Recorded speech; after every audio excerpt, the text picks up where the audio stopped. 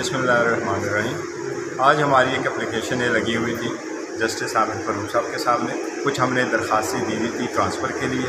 कल supplementary list में for announcement of judgement हमारी एक एप्लीकेशन आई थी, वो भी आज लगी हुई थी। ये क्रिमिनल रिवीजन नंबर 75/2033 था, जो हमने एडिशनल सेशन जज के एक ऑर्डर 5/5/2023 के ख़िलाफ़ फाइल किया था। इसमें हमारा कहना यह था, बिफोर द ट्रायल कोर्ट जो हमारे बात नहीं मानी गई थी, वो ये थी कि ये जो कंप्लेंट फ़ाइल हो गई है, ये कंप्लेंट टाइम बार्ड है, ये नहीं प्रोसीड हो सकती। दूसरा, हमने उसमें ये पॉइंट लिया था कि चूँकि कंप्लेंट फ़ाइल हो गई है बाय अनऑथराइज्ड पर्सन, लिहाजा ये मेंटेनेबल नहीं है और ये प्रोसीड नहीं हो सकती।